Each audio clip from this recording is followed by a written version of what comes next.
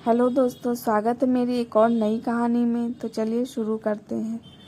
एक रात का संभोग और सुबह जागते ही रिश्तों की मर्यादा टूट चुकी थी। कभी कभी हम जिसे चाहत समझते हैं वो सिर्फ भावनाओं की भटकी हुई परछाई होती है, और जिनसे हम आग चुराते हैं वो ही हमें आईना दिखा देते हैं। ये कहानी है राहुल की, 22 साल का नौजवान जिसने कॉलेज में टॉप किया था और अब गर्मियों की छुट्टियों में अपने गांव आया था। गांव के छोटे से घर में उसका बड़ा भाई विक्रम और भाभी संजीवनी रहते थे।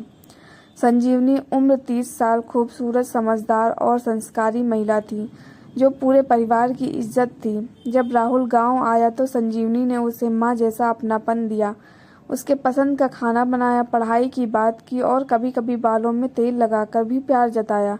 लेकिन राहुल, जो पहली बार इतने महीनों बाद घर लौटा था, भावनाओं के उस भूचाल में फंस गया जिसे वो खुद भी नहीं समझ पाया।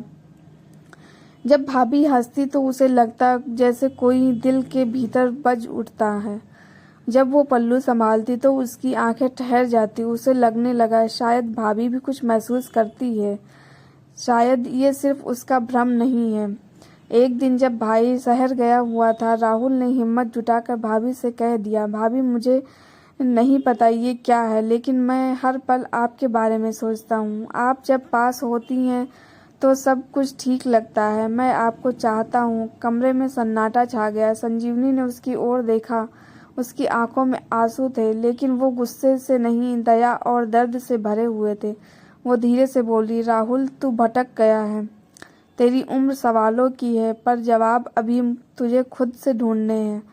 तू मुझे जो देखता है वो मेरा रूप नहीं, तेरे अकेलेपन का जिज्ञासा का बिंब है।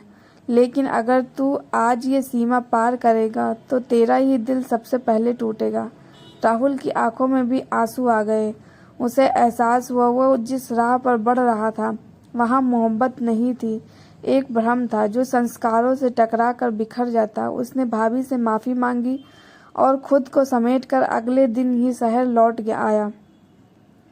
आज वो एक शिक्षक है, और जब भी युवा छात्रों को जीवन में असली रिश्तों की पहचान नहीं होती, वो सिर्फ इतना कहता है, जो रिश्ते खून से नहीं सम्मान से बने होते हैं उन्हें दिल से महसूस किया जाता है, लेकिन कभी छुआ नहीं जाता। अगर ये कहानी आपकी आत्मा को छू गई हो तो कृपया इसे साझा करें, ताकि हर कोई समझ सके कि मोहब्बत और मर्यादा में फ़र्क होता है, और सही वक्त पर एक ना कह देना किसी की ज़िंदगी बदल सकता है।